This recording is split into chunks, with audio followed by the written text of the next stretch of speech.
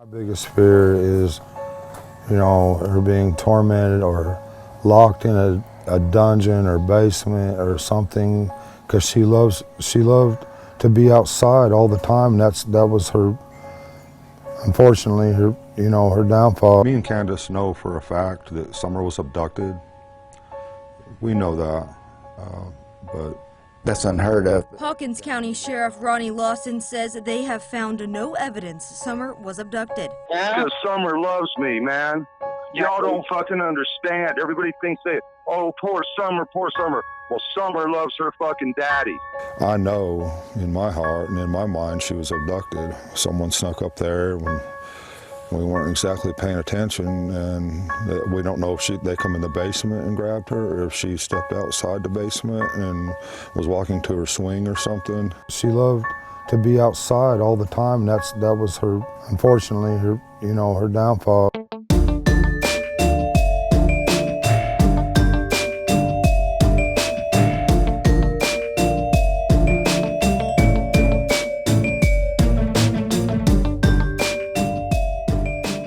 Hello, everybody. Welcome back to Crime Weekly. I'm Stephanie Harlow. And I'm Derrick Lavasser. But before we dive in, let's have a word from the sponsor of today's video, GlassesUSA.com. By cutting out the middleman, GlassesUSA.com offers prescription glasses and sunglasses at up to 70% off retail prices. You can shop for all your eyewear needs online at affordable prices without leaving the comfort of your own home.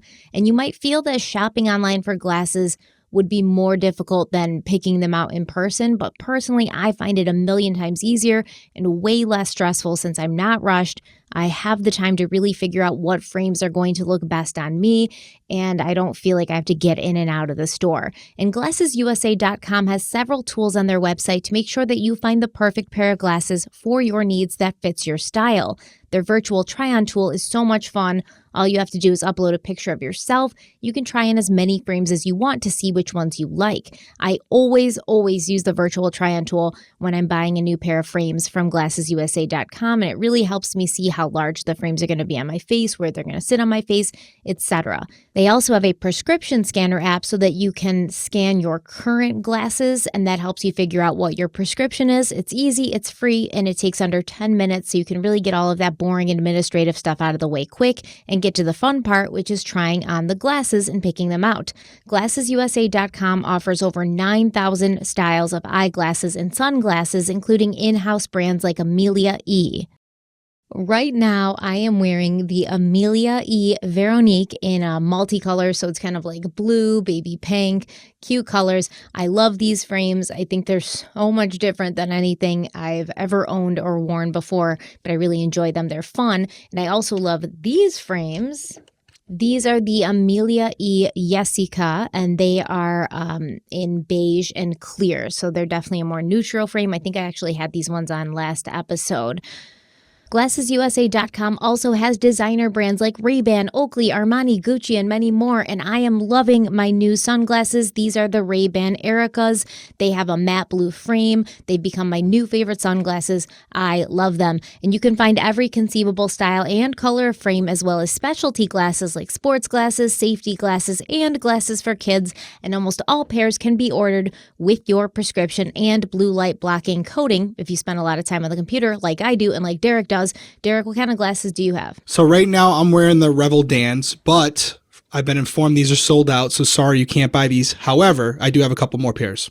These are the Revel Hendrys, very similar to the Revel Dans, but they have a little bit different of a frame here. You can probably tell, a little translucent, but they're nice. Change it up. And then finally, for those summer days, I got the Revel Slaters, obviously sunglasses, so when I go outside, I can stick with a similar frame, but obviously the proper lens when I'm out in the sun. You can also take the quiz that GlassesUSA.com offers on their website. It only takes a minute, and it will suggest the right pair of frames based on your face shape and needs. And best of all, a complete pair of eyeglasses or sunglasses starts at just $30. Basic prescription lenses are included with every frame, including premium brands like Ray-Ban and Oakley. And if you do not absolutely love your new pair of glasses, GlassesUSA.com offers free shipping and returns and a 100% money-back guarantee within 14 days of delivery. No questions questions asked. So if it's time for you to get a new pair of glasses, you've been putting it off because it feels like a chore, let GlassesUSA.com show you how fun, easy, and affordable getting new glasses can be. That's right. So if you want to try GlassesUSA.com out today, just click the link in the description below. Give them a shot. We want to thank GlassesUSA.com for sponsoring this week's episode. Let's dive into the case. So today we're diving into part 2 of the Summer Wells case. We have some interesting things to go over. I especially am looking forward to portions of interviews with Candace Bly and Don Wells that I want Derrick to kind of watch and give me his opinion on what's going on, what they're saying, if they're behaving in a certain way, because a lot of people have looked at these interviews and thought that they saw some things that were odd. And so I kind of want a little confirmation, or I want to get his take on it.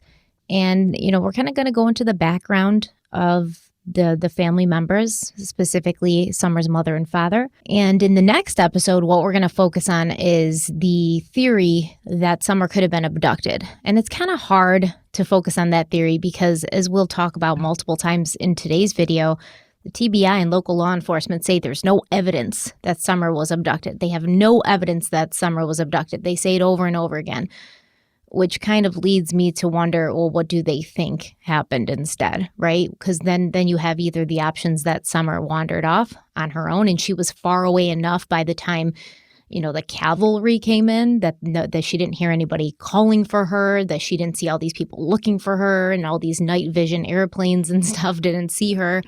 Or the other option would be something happened to her at home. Whether it be an accident or on purpose, and there's things that happen that we don't know about. But I do think law enforcement knows enough to be able to say so, convincingly over and over, we have no sign of an abduction. There's no evidence of an abduction. Yeah, it's really interesting. And when we work these cases, when we talk about them, we obviously record, but then you spend the whole week thinking about it. You're writing notes, you're talking about it. And I can tell you, not only this case, but a lot of these cases, I lay up at night, especially right after we record, and I start doing this thing, which is why I'm an insomniac. I just start playing out scenarios, playing devil's advocate with myself, because I do, just like any human being, get caught up in well, if it walks like a duck and it quacks like a duck, it's a duck.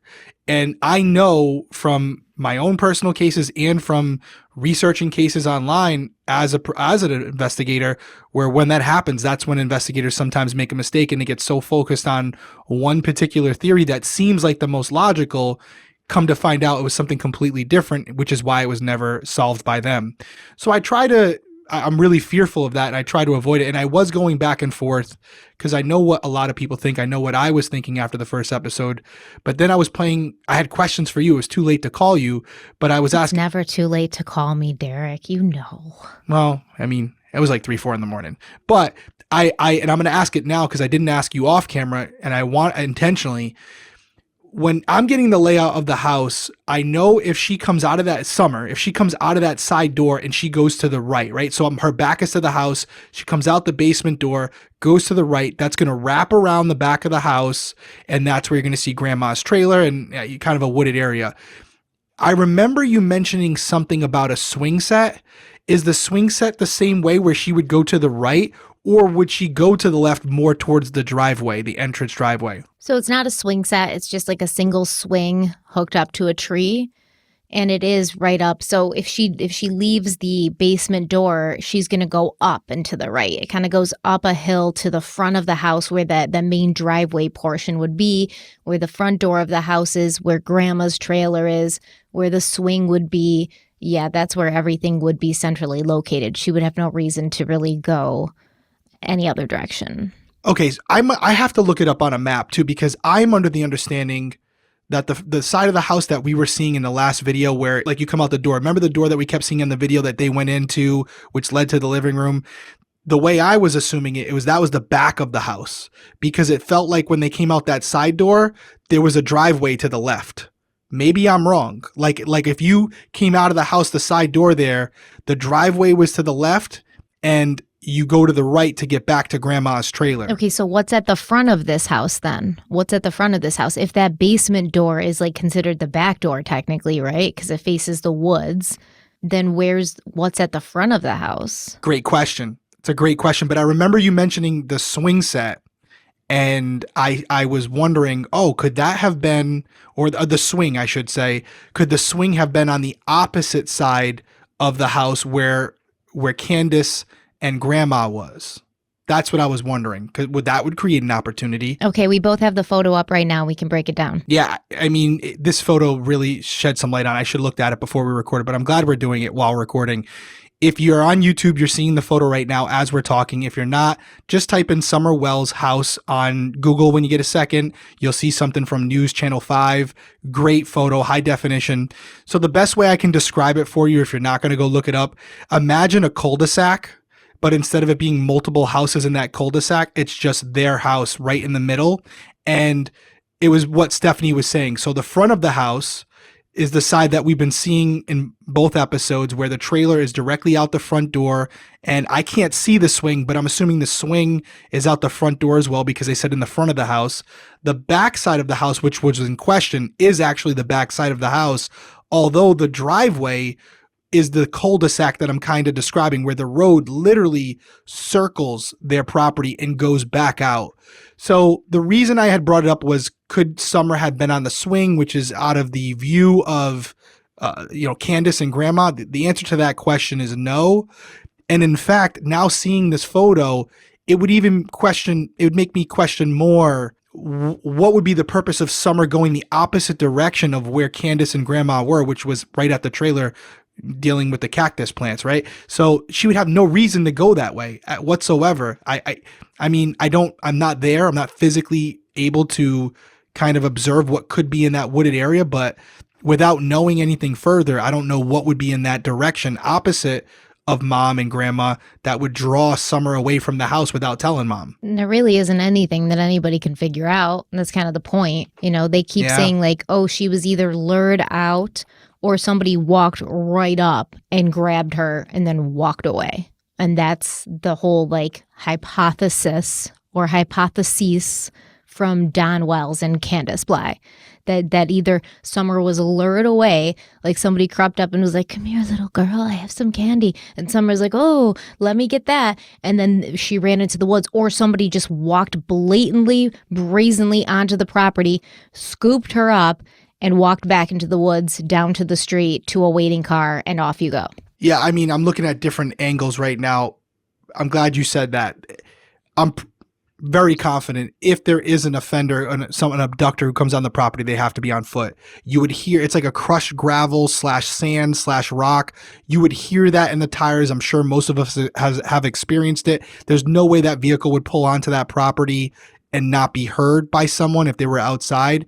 And secondly, it's a circular driveway, so they would have to come around the side of their home, basically, and reverse back out the circular driveway. It doesn't make sense. Could someone have been on foot? Yeah, that's out of the two scenarios, that's the more likely. But strongly recommend go look at the photos for yourself. It gives you a completely different perspective of what we're talking about. And once you see the photos, you're probably going to understand where law enforcement is coming from, because this driveway is so big that you would expect to find some form of trace evidence. And when I say trace evidence, let's not just talk about fibers and blood and DNA. We're talking tire tracks or foot tracks, something that would suggest there was another person on that property in a footwear that wasn't identified to a pair of shoes in the house.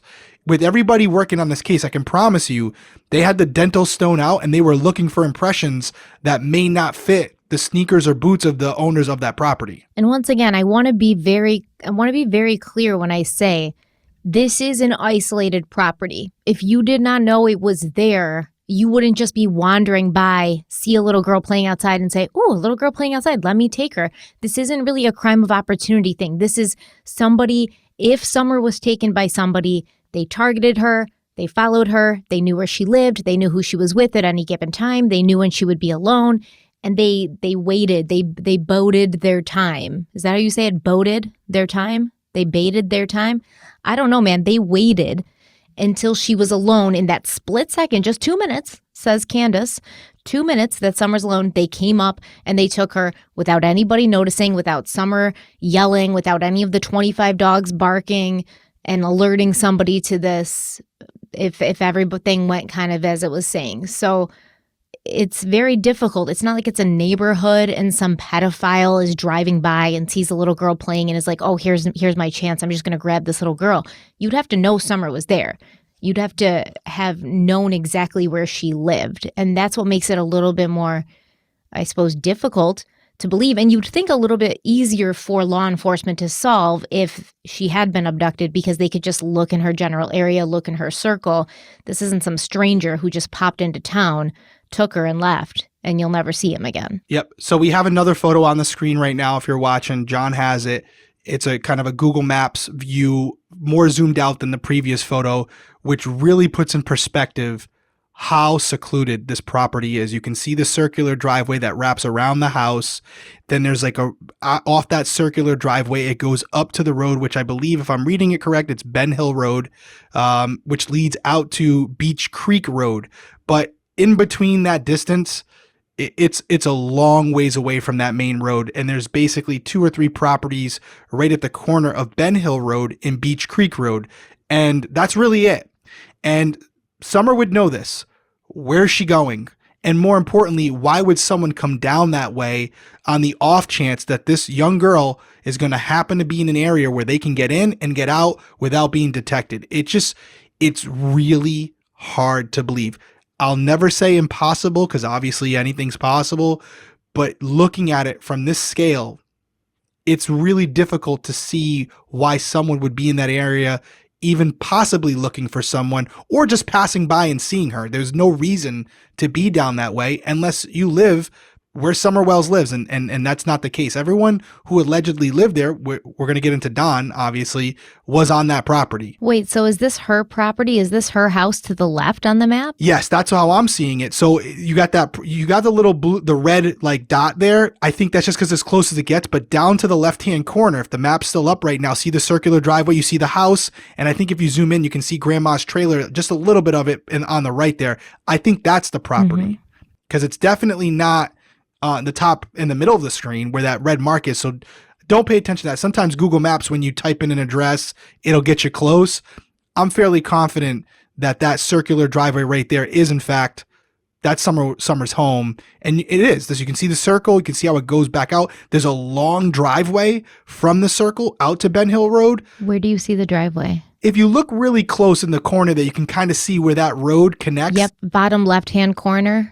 Right under the Ben Hill Road? Yes, right there. That's where I'm seeing it. So it wraps around. This is going to come in handy, actually, for how both of us understand, because they had a path that they believed she was taken that goes through the woods and then goes to the street. And I was kind of confused as to whether it was Ben Hill or Beach Creek that they had taken her to, or thought that they had taken her to. And this is going to actually help us because we have a video of the exact path from the house that somebody took of the house down through the woods and then to the street. If you look really close in this picture as well, it almost looks like there's a body of water running right around there as well. It kind of runs from Ben Hill Road all the way down off the map. You can only see a small section of it, but it kind of wraps around I guess what would be the front side of Summer's home. And that also creates some obstacles. If an intruder's going in there, there's only really a few ways in and a few ways out. It kind of limits their escape route. So a lot of hurdles here for someone who's going there with nefarious intentions. But strongly recommend, again, I can't reiterate it enough, if you're fascinated by this case and you're really genuinely interested in it, there's no way you can fully be doing your due diligence without looking at these photos. You have to check them out. All right, so let's look into the backgrounds of the Wells and Bly families, because far before Summer Wells went missing, far before she was ever even born, her parents had experienced quite a lot, especially Don Wells, who he is significantly older than his wife, Candace. I don't know if you noticed that, but Candace is about, I think she's 34, 35, and Don Wells, he looks like he's well into his 50s, right? Yeah, no, I agree. He's definitely older. But they both had been married before they were married to each other, and they both had children before they had the 4 children that they shared, which is Summer and her 3 older brothers. Now, it looks like Candace was married at a very young age. Some sources say 19, and she was married to a man named Andrew, and they had 2 children together, a daughter named Candace and a son named Andrew. It's been reported that the relationship between Candace and Andrew, the adults, not the kids, it's very complicated because Candace and Andrew had a daughter and son that they named Candace and Andrew. But the adults, Candace and Andrew, they had some abuse in their relationship. This also affected the children, who ended up being removed from the home at a very young age by the state. Now, it looks like the daughter, Candace, her name was Candace, she was adopted, but later placed in foster care. So the younger Candace, who now goes by the name Candace Floden, she wrote on Facebook, quote, "I was adopted at 6 months, put back into foster care around the age of 12 with my brother, same name as my bio father. I was told my bio mom was a meth head and abused us as babies. She has a record. Not sure if she has one where she is now, Tennessee, but she has one or a few in Wisconsin for sure." End quote. And yes, Candace Wells does have a record for domestic abuse, things like that. I'll talk about that in a second. But Don Wells also has 2 children with his first wife, a daughter named Margie and a son named Donald Wesley Wells. And the son, Donald Wesley Wells, he was actually convicted in Arkansas in 2007 of sexual indecency with a child.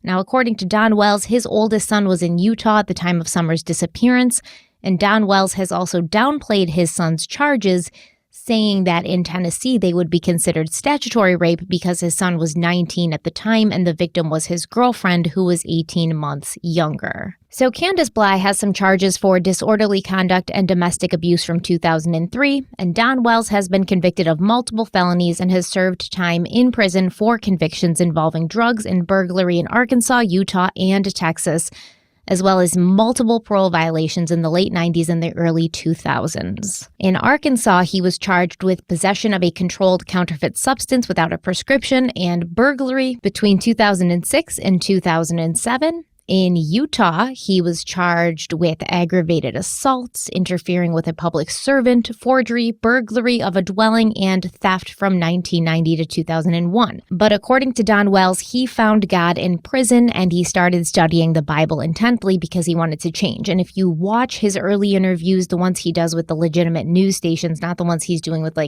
YouTubers and stuff, Don does play up this religious angle quite a bit. He talks about their church and how they go to their church and how he's very religious, and he's so thankful for the good Christians out there who are helping look for his daughter, and he, hopes God will help and things like that. He plays up this angle quite a bit. So apparently Don met his second wife, Candace, and they moved to Tennessee when Don's mother got sick. And when his mother died, Don took over her property, which was the land on Ben Hill Road. And by the time 5-year-old Summer went missing, Don and his family had lived there for about 12 years. Now, this was the same property that deputies were dispatched to in October of 2020 after receiving reports of a domestic assault, and when they arrived, they found Don Wells behind the wheel of his vehicle. A stop was conducted in the driveway, and Don Wells was detained because, according to deputies, Wells was stumbling and there was a strong smell of alcohol on and around him. Don told the police that he had a black powder pistol, and he revealed to them that he had been convicted of a felony in Utah.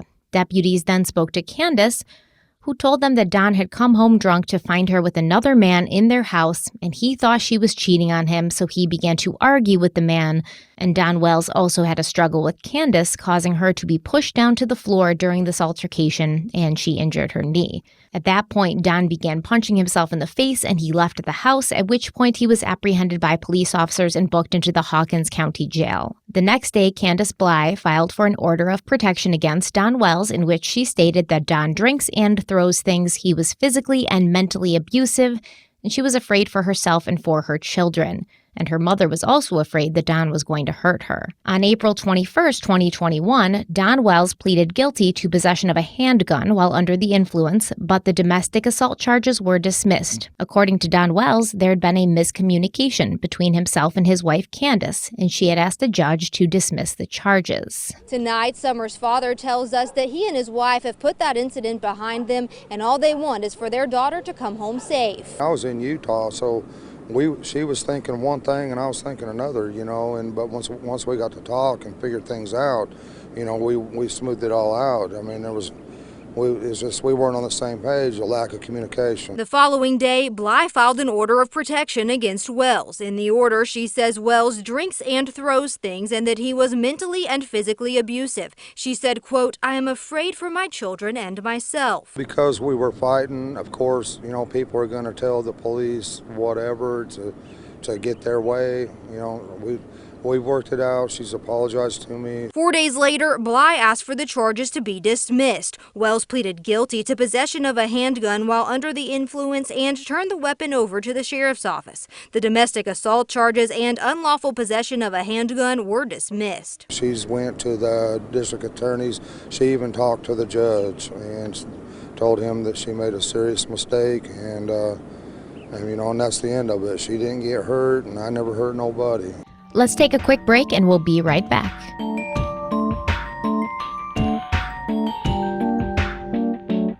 It's been a busy summer for me. Between early morning gym sessions, working all throughout the day, and then trying to have fun at night and enjoying the longer days, there's very little time to actually stop and eat, much less eat a healthy meal packed with the fruits and vegetables that I need to keep going at such a fast pace. And that is where Daily Harvest comes in. Daily Harvest delivers delicious food built on organic fruits and vegetables. You can choose from smoothies, flatbreads, harvest bowls, and more, all ready to enjoy in minutes. I love the fact that when I get home from the gym in the morning, I don't have to waste too much time before getting into my workday. I literally grab a smoothie from my freezer, which is stocked with good food from Daily Harvest, farm to frozen to lock in peak nutrients and flavor, and I have a delicious and healthy smoothie in 2 minutes or less. If you have kids and you've been wanting them to eat healthier and you just can't figure out how to get them to do that, Daily Harvest smoothies are so good and so fresh tasting. Your kids will love them, especially on a hot summer day, and they won't even know that you have won the healthy battle. And with Daily Harvest, there are tons of options for any time of the day. If you want something savory, you can reach for one of their flatbreads. My personal favorite is the tomato and basil. And if you're looking for something sweet, try their scoops. My favorite is the chocolate ooey and gooey midnight fudge, and it's a very healthy ice cream that tastes not healthy. The best part is everything is ready for you. No shopping, or heavy lifting. Daily Harvest is committed to human and planetary health, which means they do their absolute best to ensure transparency and integrity when it comes to their ingredients and the humans who grow them. It's truly a win-win. Case in point, by supporting farmers who invest in practices that increase biodiversity and improve the health of our soil, and by delivering food in recyclable and compostable packaging whenever possible, Daily Harvest does the work, so all you have to do is eat and enjoy. We definitely think you should check out Daily Harvest, and Derrick's going to tell you how. That's right. Stay busy and eat sustainably with Daily Harvest. Go to dailyharvest.com/crimeweekly to get up to $40 off your first box. That's dailyharvest.com/crimeweekly for up to $40 off your first box. One more time with that link, dailyharvest.com/crimeweekly.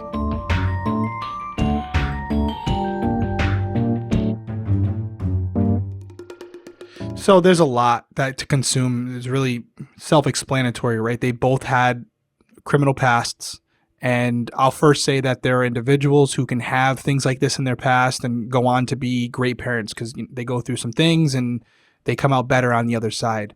But I don't think this is a controversial take where even without these things, they're not the best parents and probably shouldn't have kids. And I'm not even talking about their criminal history. I'm just talking about the incidents from that day.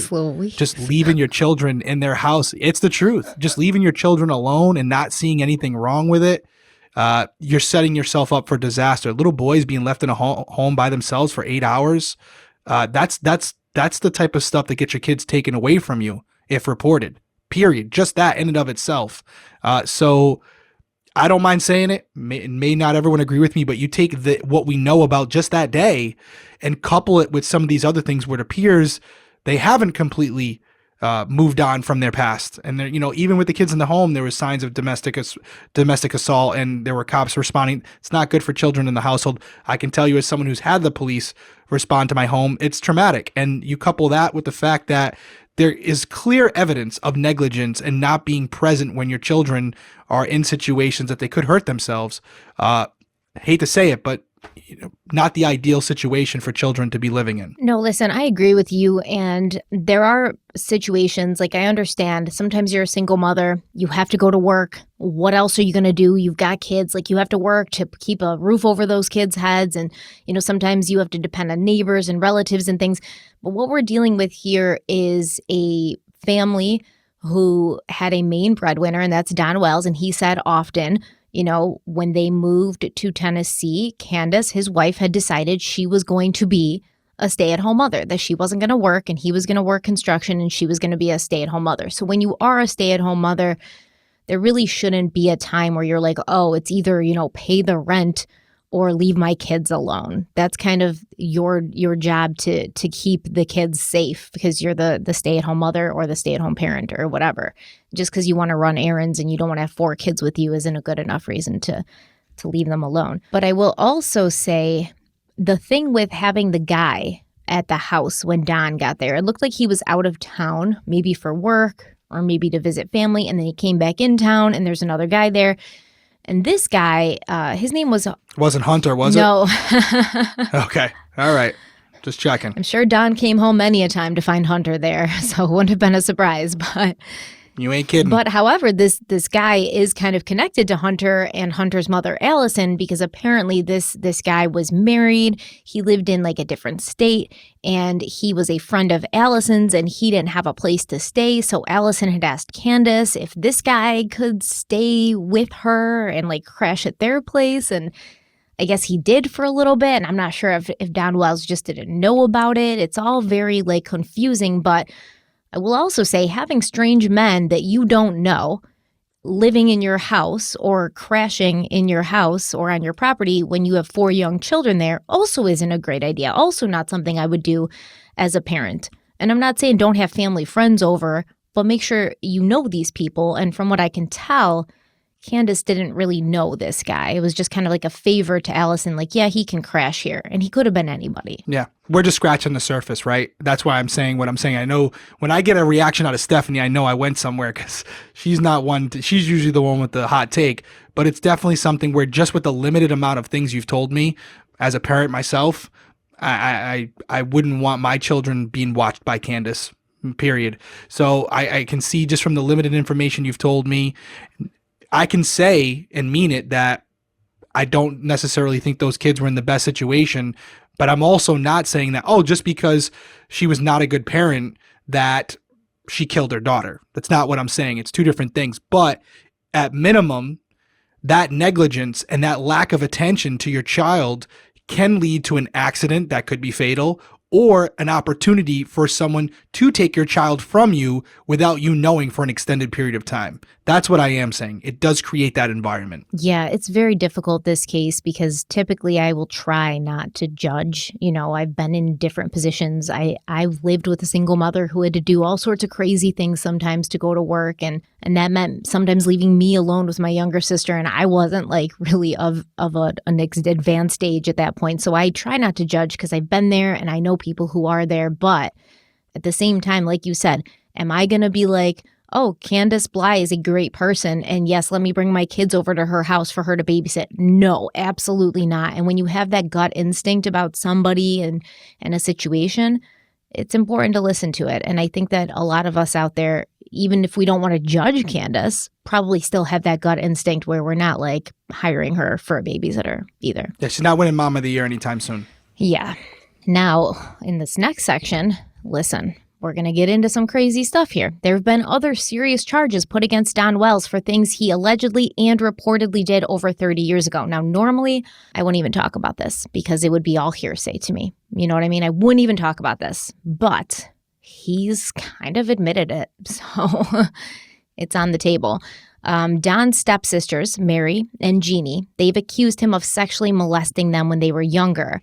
And Jeannie claims to have called the TBI the day after Summer disappeared and told them what had happened between herself and Don when she was just 5 years old and he was 12. According to Jeannie, the abuse started when she was 5. It continued on until she was 12 and Don was 19. And the strange thing is, like I said, Don Wells has not necessarily denied that this happened, but he does defend it, which is It's hard to hear, but you'll see in this phone call with his stepsister Mary, another sister. And remember, this is a man who's found God because he wanted to be better. And remember, when he talks about his stepsister Jeannie in this following clip, he's talking about her when she was a child and she was 5 years old. Well, I don't know, Donnie. She just told me that when we heard that Summer went missing, that everything came back to her because she was 5 years old at the time it started, and Summer is 5 years old, so she just... Yeah, she ain't taking no blame on her part, though, what she did. Yeah, but Donnie, she was 5. How could she take the blame? I mean, a 5-year-old don't Oh, even of course know not. anything She about ain't gonna know shit. She ain't gonna take no blame for nothing. Well, Right? I don't mean, know. hell, she tried to sleep with Dad. I mean, hellfire. She can try. I mean, when are they gonna go down and press charges? When are they gonna do it? I mean, Today. Oh, today? Oh, okay. Yep. So I just want to let you know they're gonna be coming after you, Donnie. And they're going to put you in jail and probably extradite you back here to Utah. So I'm just giving you a heads up. I doubt it. Okay? I really doubt it. Yeah. Huh. I really doubt it. I mean, it's so long ago. How can they? I don't see. And I never, it was, I was freaking like 14, 15 years old. So she had to go to the juvenile court. I don't know. See if she can press charges. I don't know. Yeah, I don't think it'll go through juvenile. Now that you're old, you guys are older. Yeah, but I was a kid. Yeah. I was a fucking kid. I know, Donnie, but what I'm saying is when she's just an evil bitch, Maroon. She's just an evil bitch. She's trying to say I've done that shit to my kids, man. That's fucking ridiculous, man. Yeah. Fuck her and the horse she rode in on. Because we played a little game when when we were both little kids. She's gonna act all like this. She wants to be an evil bitch. Well, fuck her. She played along with me, Mary. She played the little game. She's not innocent.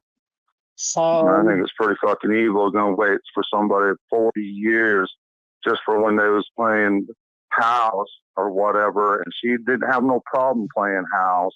Now all of a sudden 40 years later she's gonna say I did all kind of stuff to my kids and Donnie and Margie and everybody else. What the hell's wrong with that? Yeah. What's wrong with everybody? She was willing. We played house, Mary. Yeah. She stuck her hand down my pants first. Right. First time. Huh. Yeah, I don't know. That's the truth.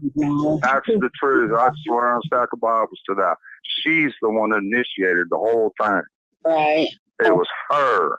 Yeah, I wish I was there, Donnie. And where she learned it from or whatever, I don't know, but I even remember the exact words. Well, I've seen my brother's, Winky. Can I see yours? And that was her exact words. And she's the one who initiated it. Where she learned it from, I don't know. Yeah. And I thought it was odd at the time, but I was a little kid too, man. Yeah. She ain't the only innocent one in this game. I was innocent too. Right. Nobody taught me any better. Nobody taught me nothing. She was never hurt in any way. We played a little bit of house touchy-feely shit. That's all it ever fucking was. Fuck that bitch. Yeah, I don't know, Donnie. I wasn't there, so... You know what? If anybody was evil in this whole thing, it's her. She's the one that initiated it. Okay, before you react to this, one more short clip that I want to play for you first, so you can react to both of them. I'm boiling right I know now. you are. I watched your face, right? I want to throw this mic. That's what I'm saying. One more clip. Now you guys listen to this one. Okay, this is another podcast who Don Wells did an interview with, and the podcast is called No Thanks Investigates. And here's that clip. I'm pissed too. I'm can't even talk right now. So go ahead and play that. Well, she was 5 years old. old. Listen to her.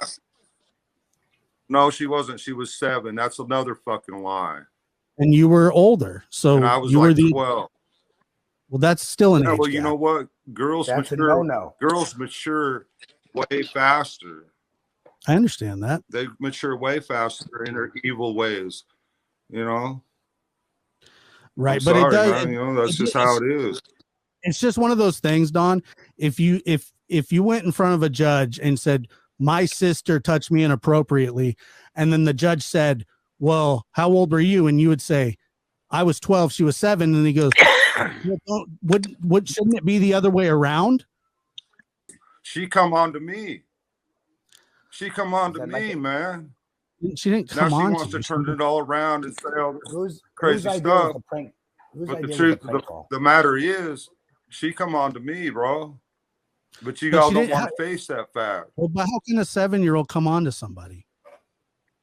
How does that happen? Oh, well, I don't know. Why don't you tell me that? I didn't understand it either. How would I? Okay. Okay. Listen to the second clip.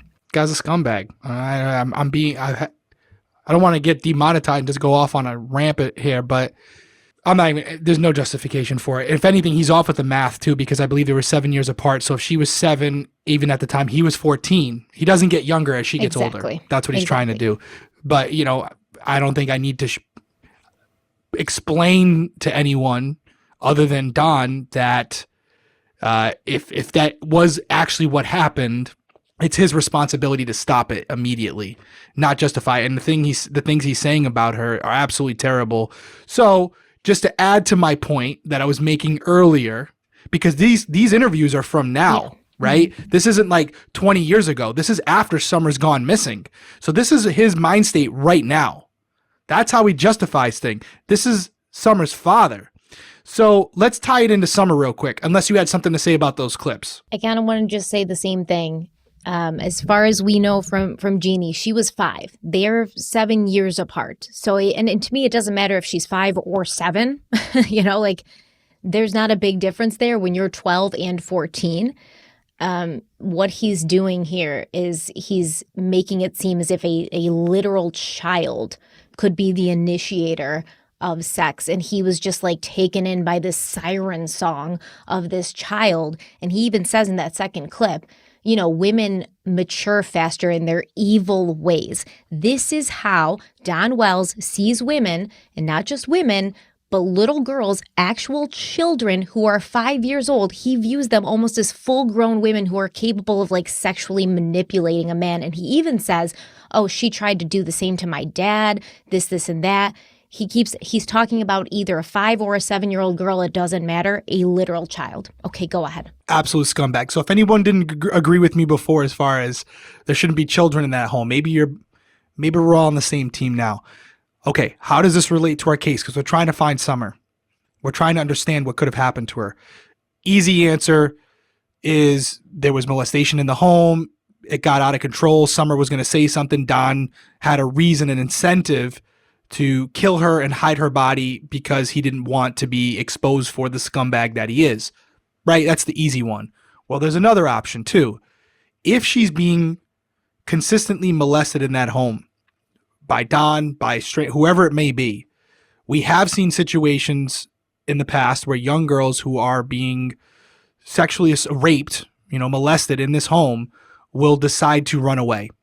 And we're only being told the story from Candace. So we don't know exactly how that day went down. But could it have been a situation where Summer knew Don was coming home soon, knows what that usually means, tells mom she's going to go hang out with the brothers when she she's not going to, slips down to the basement, grabs only a thing or two, maybe not as extensive enough to notice that she's leaving, maybe something that can't be identified by police because the house is in shambles, but grabs a couple things and then runs up that circular driveway and out to the road. And that's where she's abducted by someone, okay? Because now there's an opportunity for it. Or lost, right? Lost in the wilderness. Coyotes, wolves, bears, all sorts of shit out there. Exactly. Yeah. Exactly. Could be an abduction, could be just an accident where she's running through the woods, she gets hurt. Maybe she got a far distance and, she gets hurt and they just, in the grid, they didn't find her. But when we're thinking about reasons or questioning why, I was saying it earlier, why would Summer go that way? Well, this might explain it. And I'm not saying that this other person was molested, but it brought me back to Asha to a degree, where Asha, from all investigators mainly believe she wasn't abducted from the home. Whatever happened to her happened after she left the home and she was picked up by someone, et cetera, something like that. This could be a similar situation. So it's really enlightening to hear this because it does give us an inside look into what potentially was going on in the household behind closed doors. When we're talking about reasons for Summer to run away from home, yeah, I think this would justify that, would be a possible explanation for her running away. So I want to say, I'm going to get out in front of this. This is all alleged. It's an alleged theory. Alleged. We're not saying Don molested his daughter, Summer, okay? What I will say is that his sister, Jeannie, his other sister, Mary, they've both made these claims. There are now 7 women in total, some family members, some not family members, some friends of Jeannie and Mary's who would spend the night at their house, who are now raising these allegations against him in Utah. They're going to court and all that jazz. You don't go to court and pull something like this if you're lying. So I truly do believe that these women were molested by him. Now, he tries to downplay this, right, throughout the whole conversation. Oh, we were just playing house. It's just touchy-feely stuff. They were never raped. Okay, fair enough. But what I think he doesn't understand, which to me is enlightening that he doesn't understand this, is that as a 12-year-old or a 14-year-old boy, it is not normal to want to play house or touchy-feely with a literal child. That's not normal. It's normal to be curious. It's normal to wonder, like, oh, what's under their pants, when they're a girl and I'm a boy and what's going on. That's normal. But as a 14-year-old boy or a 12-year-old boy, it is not normal. It's not acceptable. And it's not okay to do that to a child. But he didn't even try to deny this. He wasn't like, it didn't happen. He's just like, it's not a big deal. That to me is the biggest thing. He could have denied it. He could have denied it and nobody could have ever done anything about it because it's basically 40 years gone. He said, she said. If he had said, absolutely, I did not do that, nothing would have happened. But this dude came right out because he doesn't think there's anything wrong with it. And there's definitely something wrong with it. And the fact that at this time, as a grown man, he still does not think that there's anything wrong with it to the point where he doesn't even have the shame to deny it, it says everything to me. Yeah, and you're saying alleged, but let's be honest, based on what he said, just on what he said, now I don't know the statute of limitations in Utah, it's probably past it, but just what he said, she initiated it, she went down my pants. That in and of itself is child molestation. That would 100% get you charged by a police department. But I do believe there probably is a statute of limitations in place in Utah where even if he says, yeah, I did it, at this point, charges can't be brought. Although the stepsister was saying, hey, they're going to get a warrant, they're going to have you extradited. I don't know how long ago was that interview that we're talking, that interview that you just played? I think just like a month or so ago, not long. Okay. So it could still be happening. I mean, I don't know what the statute of limitations on child molestation is. In fact, there might not be. Sexual assault, definitely. I think it's like 3 years, something like that to report it. But child molestation, there may not be a statute of limitations in Utah. And if that's the case, you could hear about Don Wells getting his ass dragged back to Utah very soon, which awesome. Love it. Love to see it. Maybe it's dragged back to Utah tied to the back of a truck, honestly. Just my opinion, allegedly. Don't come for me. Yeah, do you want me to disagree with you? That's not going to happen. Not going to happen. There's no recovery from that. One, you're done for me. We've discussed this before. There's no coming back from that. And he admitted to the one part of it, but he also... he framed it as if that was the start of it. That wasn't, he didn't say, oh, this was a one-time incident. It was like that was what initiated it. And then I don't even want to talk about where it went from there. But that he made it very clear that she started it, and it started with the hand down the pants. I'm assuming it didn't end there. But nevertheless, heard enough. Don Wells is a piece of shit.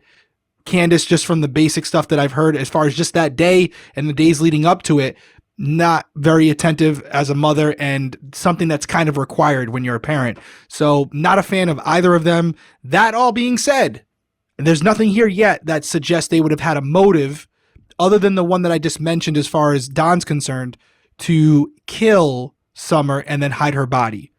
Nothing tangible yet, and that's where we have to be careful, because you can be the absolute biggest piece of shit on the planet and still may not be responsible for Summer's death, if she's even deceased. I get this too. Okay, so Mary, his other his stepsister, his other stepsister, she's the same age as he is. And she talks to him on this phone call, and she's like, well, what about that one day, with you and your friends? And he cuts in and he goes, oh, when I saved you from getting raped. So apparently him and a couple of his friends, when they were both he and Mary were, I think, 13 or 14, they basically like held her down, and they were like molesting her and like doing horrible things to her. And he basically took part in that as well. So there's all these terrible stories, multiple women coming out. It's hard to try to remain unbiased about somebody like Don Wells when you're talking about a 5-year-old girl going missing and knowing how he feels about, children and young girls and things like that. It is hard to remain biased, but we are going to continue to try and do it because, like Derrick said, there's no evidence and no proof that he had anything to do with Summer's disappearance or possible death. Well, that said, if he was molesting her, and we found out down the road that Summer did in fact attempt to run away, would you be surprised now knowing what we know? No. I'd run away too. No. And I will say that I don't think that him downplaying it and saying, oh, we were just playing house touchy-feely, it doesn't stop there. Like, if you do that as a young boy, 14, 15 years old, you always have this sort of perverted kind of like twisted view of sex. That doesn't change. That only escalates, right? When we're talking about molestation, not all young boys out there are touching their little sisters or their little cousins or their little friends. I want to make that very clear. I know there's some people out there who may think this is a normal part of like sexuality and exploring when you're a kid. It's not. It's not okay. It's not normal. The majority of young boys are not out there doing that. Did you do that when you were 13 or 12 or 14? I think for most people, 99.9% of the people listening or watching, that is something that's commonsensical. It sucks that you even have to say that out loud because it seems pretty straightforward to me. Yeah, you'd think. But I've seen a lot of people online being like, oh, that's completely normal. It worries me. Yeah. That is not normal. That is. If you say it's completely normal, you will get blocked. Yeah. You will get blocked in the comments. It's not normal, and it would only escalate from there. So somebody like that isn't going to start. If you see that in the comments, flag them.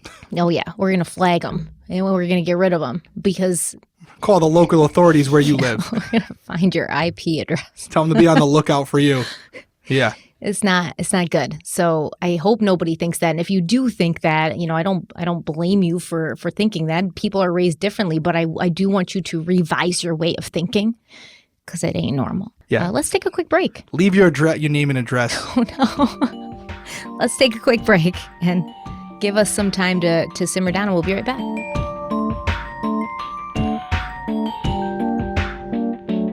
Endless homework, pop quizzes, and tests to study for. It's back to school season, and our friends at OutSchool can help set learning free for your kids.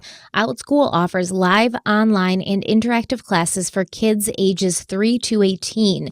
With the widest variety of subjects and teachers, they have something for every kid. From solving magical math mysteries, creating unicorn art, or experimenting with edible chemistry, kids can find answers that will fuel their imagination and help them excel at OutSchool. Did you know that a zebra's stripes are unique? Well, every kid also has a unique way of learning, and that's why OutSchool offers live classes with flexible schedules, learning pods, one-on-one tutoring, and more. OutSchool's learning environment is fun, friendly, and it connects kids with teachers and other kids from all around the world. A whole community of new friends is just a click away. I think personally, I've especially found a lot of value in OutSchool because my youngest, Bella, she's starting kindergarten this fall, and you kind of never know what kind of student your child's going to be, if they're going to do well in school or if they're going to sort of transition normally into it. And seeing Bella really dive in and enjoy the friendly ocean animals marine biology class, seeing how excited she was to learn, and honestly getting into a sneak peek into like what kind of learner she is, it was really invaluable for me. And OutSchool is a really great way to show kids that learning is fun and unforgettable. We think you should check it out, and Derrick's going to tell you how. Set learning free. Head over to outschool.com/crimeweekly and use our code crimeweekly to learn more and save $15 on your child's first class. That's outschool.com/crimeweekly to save $15 on your child's first class. One more time, outschool.com/crimeweekly, code crimeweekly.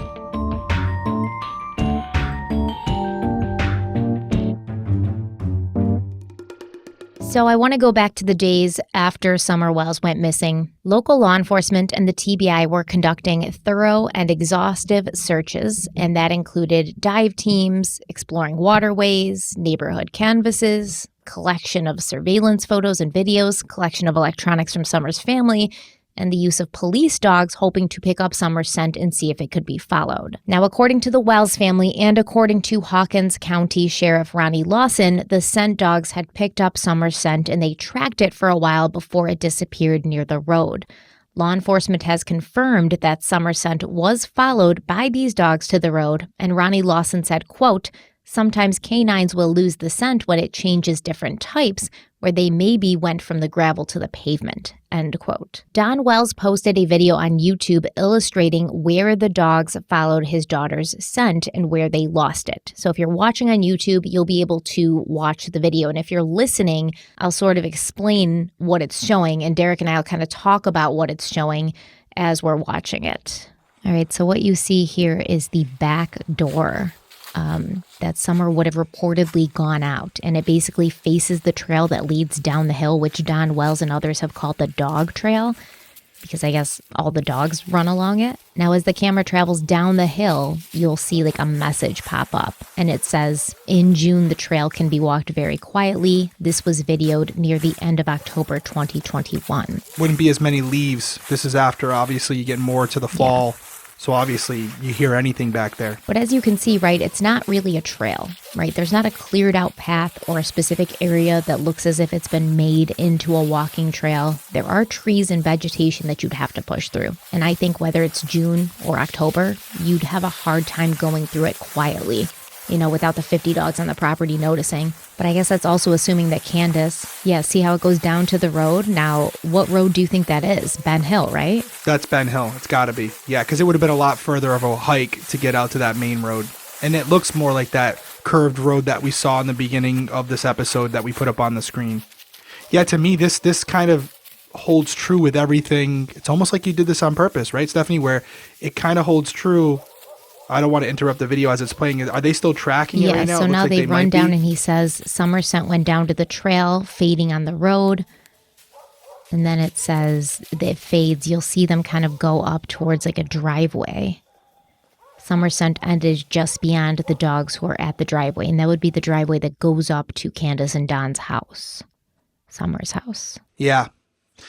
So I don't know. We've talked about dogs before. I don't know how good these dogs were. It seems like they had two different dogs who kind of followed the same path. So that does give it a little bit more credibility. It could be an offender who took her out of Derrick, that way. Those aren't police dogs you see. Those are Don's dogs. Yeah. They're Don's dogs. And what I'm saying, though, is regardless of the scent dogs that they are, regardless of, we don't know their training. We don't know how good they are at what they do. They both did follow the same path. So that does say something. Whatever they were following, they both were doing it, unless they were just kind of literally chasing each other. But let's, for the sake of what we're seeing here, say that this does have something to it. May that have been the path that Summer took to kind of escape the property without being detected, because it's literally the opposite direction of where the trailer was. So that she could come out that door and go out that way and not be seen by mom or grandma, if that's what her intentions were. And could it be a situation where someone driving by picked her up? Yeah, very possible. There's a lot of scenarios that could play out there. But as you said, these dogs, they're not canines. And whether they're canines or not, they do have, over 400 receptor cells just in their nose alone. So obviously dogs have a great sense of smell. And they appear to be like hunting dogs. So I'm assuming they're pretty good. I do like the fact that there's two of them.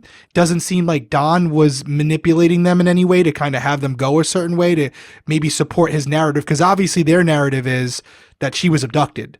And so this is good for him to say, hey, she wasn't killed on the property and then hidden. She was taken from our property. So I get all that. Like I said, with dogs, you would have to see a path or basically a resume to show success rates from the past in order for this to be something that we can really hang our hat on. And as you mentioned, these are Don's dogs. We're not going to have, I'm assuming there's not a paper trail to say how successful they've been in the past. 3, 4, 5, 6, 7 dogs in that one shot. So I think they're just running that way. I don't think they're tracking anything. No. I mean, I don't know what they are. I don't know if they're hunting dogs. Dude, no, they're like strays. They said people just leave these dogs on their property and then the dogs grow up. But what I'm saying is, like, I think there's just so many dogs here that you just see a bunch and they're just kind of going in whatever direction. Maybe they're sort of just running ahead of him, Like, I don't think they're tracking anything. Maybe they're just on the trail that the dogs usually walk on, like they said at the beginning of the trail, right? What? Dog trail. Do we know if Do we know if canines were ever Yes. brought in to no, maybe? they brought in police canines, okay? That they followed that trail. That's allegedly now.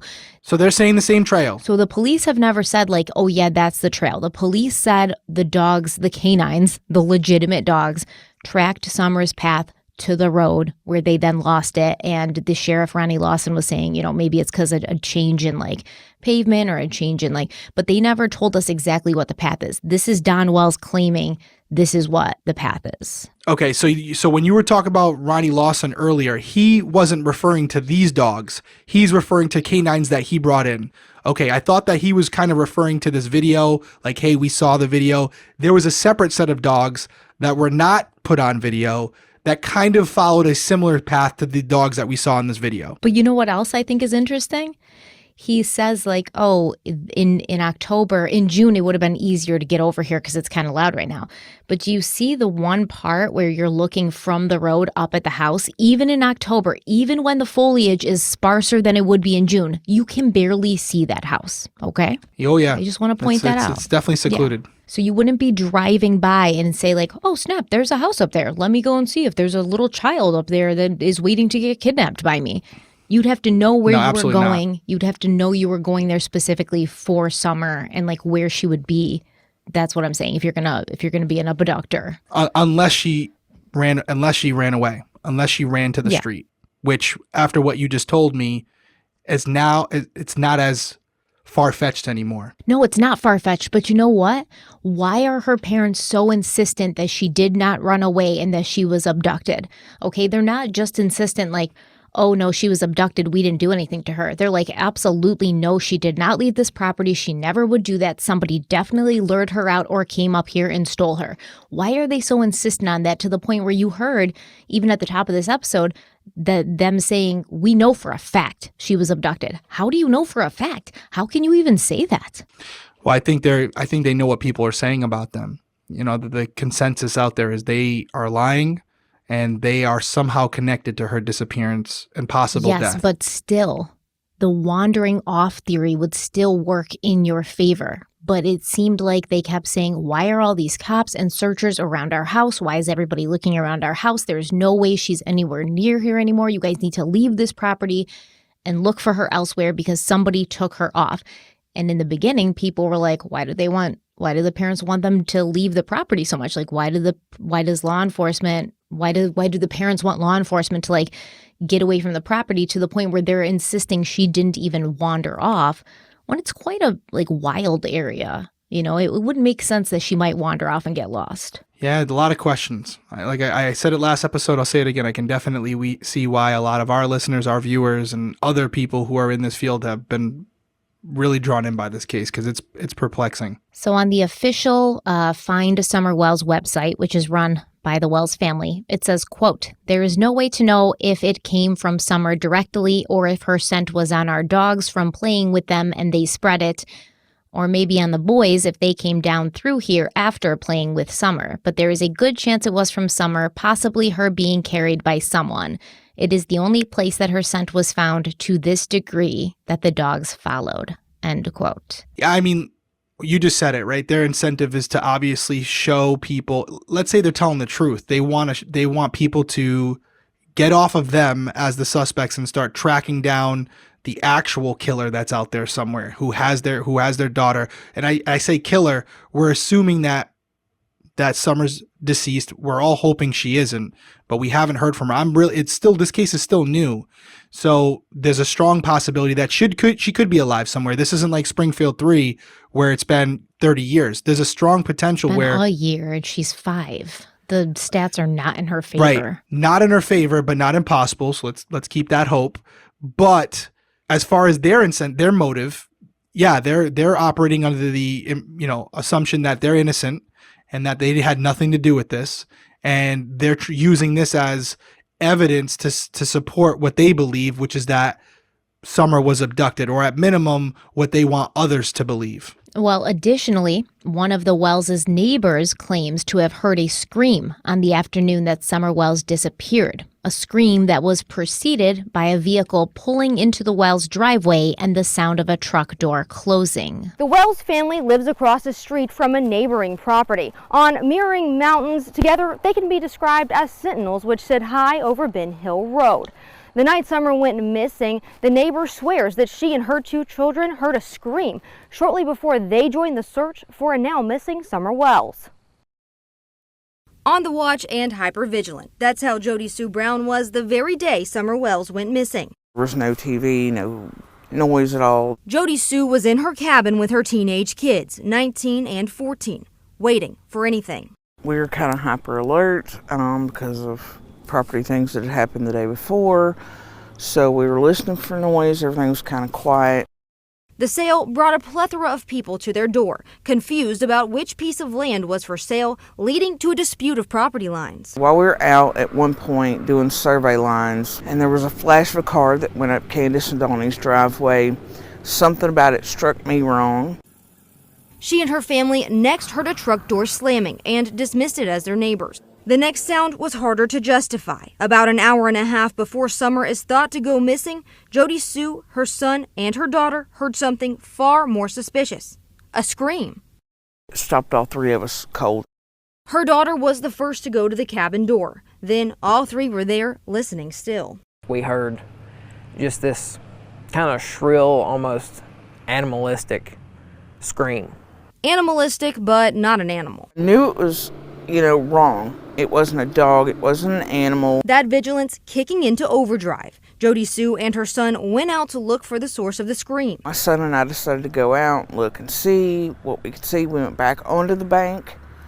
Didn't see anything. Didn't hear anything. They went on with their evening. The kids returned to being kids. Jody Sue headed down her driveway around 6 to tend to flowers. And at this point, I start hearing Candace hollering for Summer. And then my brain immediately went, scream earlier, this, uh-oh. Jody Sue was the first to hear those calls and the first to join the search for Summer.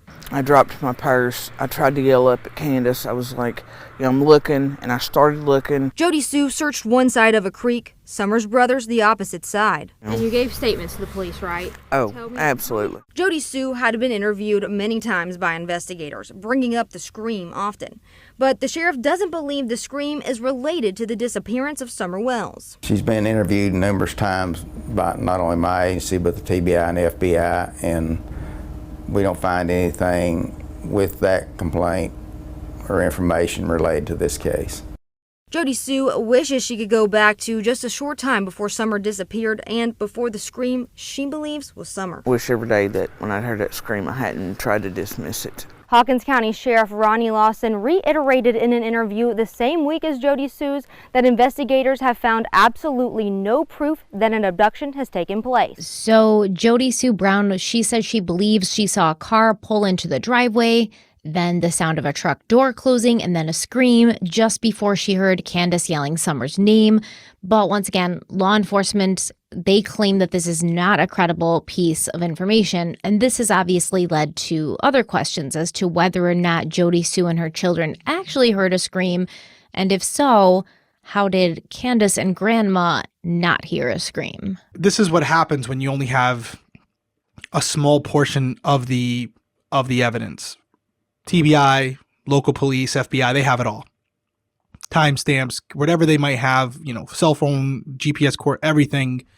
And on the surface, my reaction is, well, how do they know that they didn't hear what they said they heard? That's my natural reaction. I'm sure it's a lot of yours.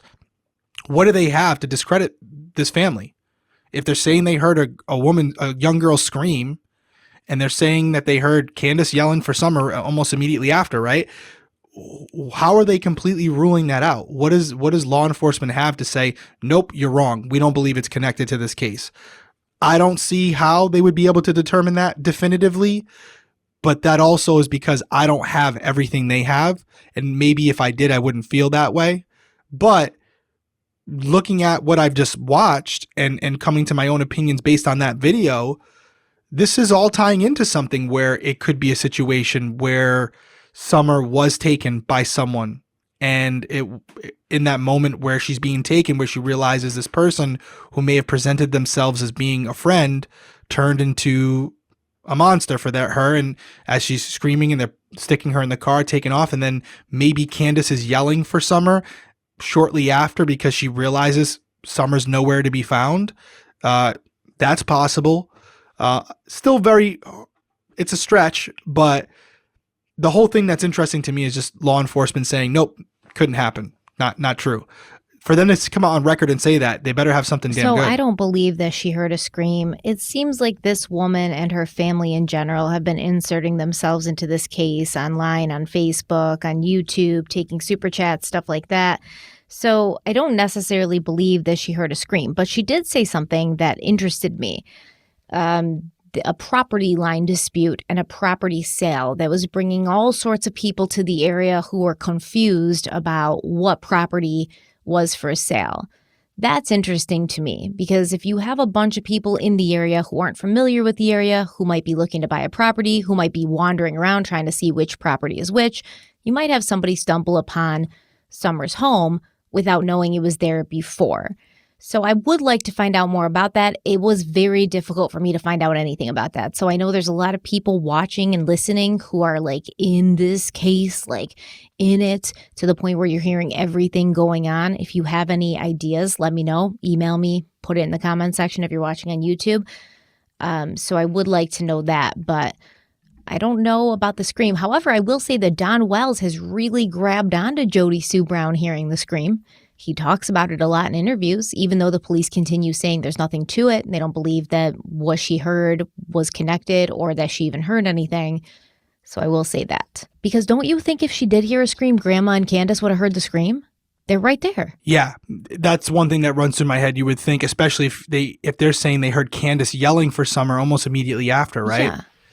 So that's one scenario, but then could it also be, and we haven't gone there yet, but could it also be a situation where Don is upset and takes Summer with him somewhere and Candace is yelling for Summer and they're all kind of in this together now at this point? Something happened at the property. I mean, I'm going all over the place here, right? But who knows? You haven't even gotten into Don and whether he was actually home or was he at work. And I said first episode that police would definitely know that just by GPS coordinates, but anything's at play right now. Yeah, I'm not really going to get into that because at this point it is all speculation. It's all people. He said, she said. I was going to talk about it, but I don't want to I don't want to go there. I don't want to have something that's not complete. Like too far in the weeds. Yeah, and I don't want to, I'm sure, I have a feeling he was home sooner than he said he was home, but I don't have any evidence of that. And at this point, I don't want to talk about it without better evidence.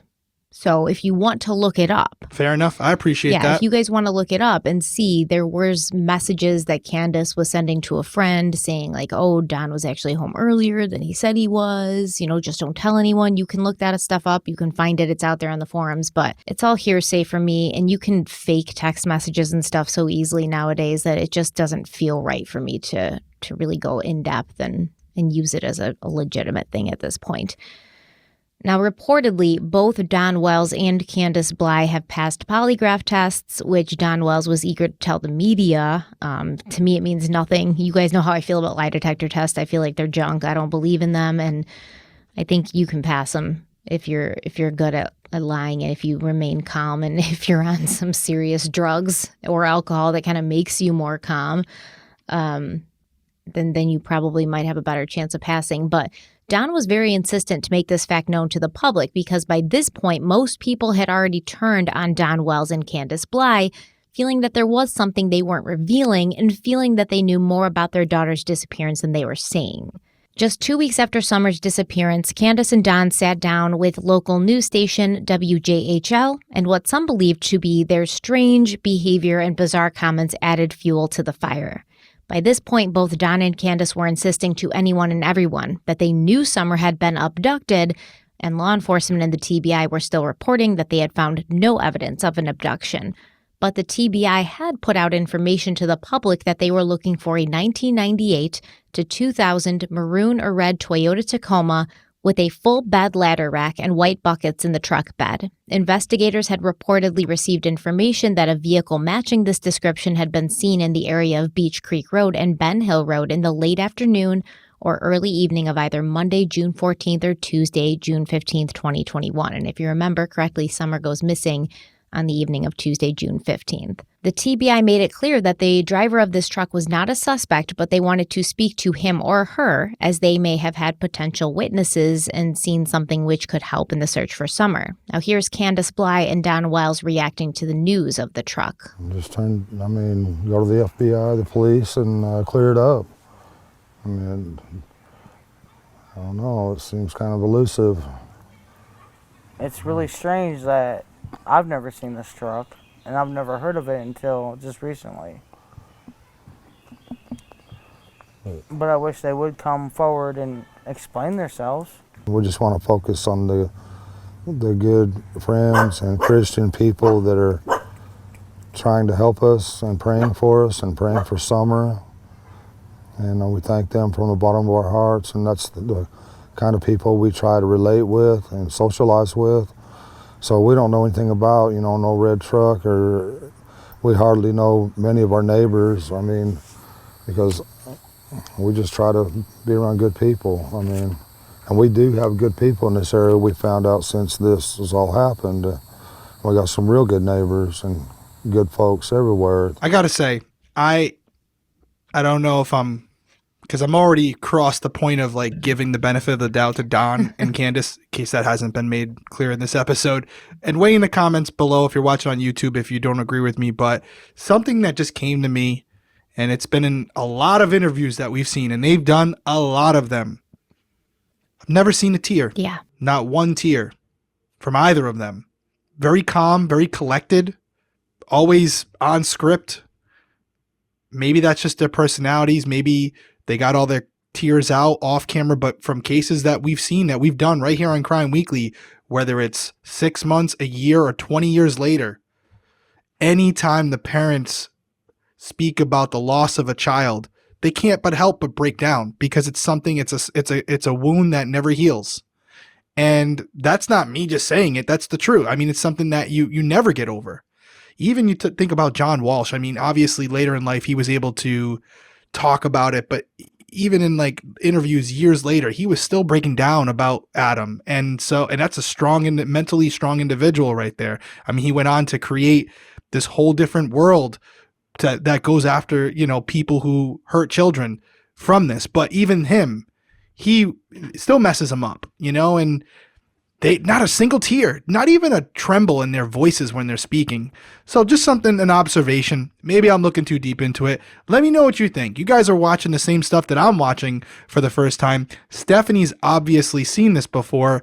I'm interested to hear what you guys think, though. And even if you're listening on audio, comment in the comments. You can hear their voices pretty even keel the entire time. It's interesting. So I will say that everybody reacts to stress differently. Everybody reacts to loss differently. We've always said that. However, just how they're reacting and talking in general in these interviews isn't the only thing we're looking at. We're looking at a combination of factors, and them being basically emotionless and very controlled in these interviews, as Derrick said, combined with all of the other stuff that we know, it does not look good.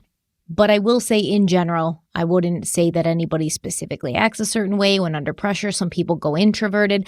I also think Candace might be on something. All right, maybe some anti-anxiety medicine or something, which could be numbing her senses, which could be dulling her affect. So I'll just put that out there. But yeah, you guys let us know. Look at us changing roles. I'm proud of us. Yeah. I'm proud of us. Look at me being the emotional one tonight, and you're like, well, let's qualify. We did not do this intentionally. I like this. It feels terrible, but I don't like these people, okay? I don't like these people to such an extreme level that I'm almost course correcting as dramatically. So I'm always thinking am I judging them because of how much I dislike them? So I'm trying to center myself to try and look at it objectively. And it's hard. It's hard, man, because I really don't like them. And I don't think that they're all there. And I don't think that they are, the best parents, but it's hard to say that. But listen, can I tell you why I'm here, why I'm at this point in this episode, this particular case, and you're quick to say, hey, no, Derrick, you're wrong. I didn't say you're wrong. Let me tell you why I am where I am. Okay. Because I've come to a conclusion at this point in our investigation, and my conclusion is this: whether Summer was killed by her parents, whether she was abducted by someone else, or this was an accident that resulted in her death. No matter what way you slice it, in some way, the parents are responsible for what happened to Summer. And the reason I say that is because if she ran away because of something that was happening in that home. And if she wandered off the property and just wasn't seen by her parents, it's because Candace wasn't paying attention like she clearly doesn't do often. And if she was obviously killed by her parents, well, that's one self-explanatory. So no matter what way you slice it, this was an avoidable situation, and it starts at the parents. So am I holding them responsible for what happened to Summer regardless of what it is? Yup. Yes, I am. That's why I'm at this point where I am usually the one that qualified, because there is an angle where, it could have been something that they're not responsible for in any way, shape, or form. Yeah, I'll give those parents the benefit of the doubt. The John Walshes of the world, where he wasn't there that day, but, Adam was in a store and got away for a second, could happen to any of us. This is not one of those situations. So I just want you guys to know where I'm coming from, where you're like, well, who pissed in Derrick's cereal today? No, based on what you've relayed to me so far, Stephanie, there's a few possibilities of what happened. Some of them do not directly involve the parents being responsible, but if Summer got to that point where she was allowed to be abducted, taken by someone, it was because it was on Candace's watch at minimum, maybe Don too, and it should not have been the case. So that's why I am where I am on this. No, one. I'm with you. Looking at that house, looking at the way those kids lived, Summer deserved better. Her brothers deserve better. I completely agree. I love this about you. I love this for you. It's not often, but I mean, you're one. We don't always agree. People say it all the time. I mean, do you see where I'm coming from? It's I can't tell you what happened to her, but I can tell you it starts at the home. I said the same thing about Madeline McCann's parents. I said, you don't bring your kid to a foreign land that you don't know the area, leave them in a place that you don't know that's on the street with the door unlocked while you go to dinner someplace else. No matter what happened to Madeline, her parents are still at fault because they decide to leave her alone. You have certain responsibilities as a parent. And I don't want people to be in the comments saying like, oh, you're judging them because they're poor. No, you're judging them. No. Because they're poor. You guys are judging them because if you think that poor equates immediately to being a shitty parent, that is being fucking judgmental. That is judging them because they're poor. We're not judging them because we're poor. I know lots of people who aren't well off that are great parents. I was broke. My mom was broke growing up. She was a great mother and she was very protective of me. Being, not well off, being, at the poverty level does not mean you have to live like a slob. And it doesn't mean that you have to be a shitty parent. And anybody who thinks, oh, well, they're poor and that's why they live like that and you shouldn't be judging. You're judging them. You're saying that poor people live that way and are shitty parents. You're the one making judgments. So that's all I'll say about it. Yeah, I mean, listen, it's pretty simple. I'm judging specifically Candace because she admitted that she left her 3 boys at home alone all day. There's a situation at the watering hole, if you're to take it at face value, where Hunter, the teenager, how old was he? Is 15. he teen? Still a teen when this happened? 15 years old, possibly saved Summer's life from her drowning because Candace wasn't really paying attention. And then the obvious with Don's past, whether he's responsible for this situation or not, still a scumbag, admitted that basically he molested his little sister. So yeah, just that's what I'm judging them on. I'm not judging them on the way their house looks, how they talk, how they walk. Could give a shit. I'm judging them off the things they have admitted to openly in public that I don't think under any condition should be acceptable. I agree. And now we got to find Summer. Yeah, well, yeah. And I want to go back to their interviews because Don and Candace, they got a lot of heat for referring to Summer in the past tense during this interview and others, to the point where Don actually catches himself and corrects himself, and he cites the fact that people have been accusing him of talking about his missing daughter as if she knew or as if he knew she was already dead. But then he also continues to refer to her in the past tense along with Candace also referring to her in the past tense. It's almost kind of ridiculous how they're like, we know we shouldn't be doing it, and then they go back into doing it. She would always want me, she says, Daddy, hold my hand so I can twirl. And she would just like to twirl and twirl and twirl until my arm got tired, you know, but, and you know, I put out there that one of Summer's favorite songs was Godzilla, and they say, you know, and they're jumping all over me about past tense was, you know, well, I'm sorry about that. It's just. She also liked the song by New Breed. It was called House, My House. She sung that a lot of times when I play it on the TV. She loved to dance. She liked to think of herself as a princess, and you know, and all that, like all young girls do. And she loved Frozen. She loved to be that Elsa, and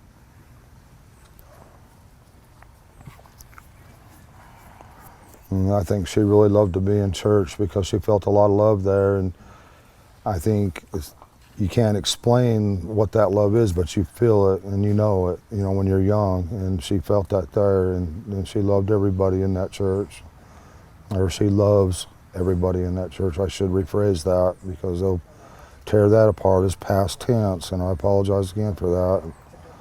I hope she gets to come home, you know, and I hope she gets to be with our church family again. Our best friend in that church was Robin. She loved her to death. Yeah, she looked up to women that were. She come to that church, she went looking for Robin. That was her favorite person. Any woman that was professional, that was pretty, beautiful. She looked up to those kind of women. She, you know, they were the word I'm looking for. I can't think of it, but she looked up to them. She'd give them a run for their money every day. She'd give them a run for their money, and there was times, you know, we'd be, you know, at our boys like, don't do this and don't do that. And next thing you know, a stick would come up and just whop them, you know, and it'd be like, Summer, don't do that. Summer was the boss of the family. Yeah, she typical girl. When they get out of line, she'd put them in line. She'd do her best. She loved to play in the mud and the water and swing on her swing and enjoy dirt. When I run the lawnmower around, she would run behind me. When the boys run their bikes around, she, as fast as that little bike could go, she would be behind them running and keeping up with them, no problem. You know, she loved to run. She just loved to run, and she could pull herself up on that swing, her full body weight with her two hands, and she could do that. None of the other boys can do that, but she can. Was she in school yet?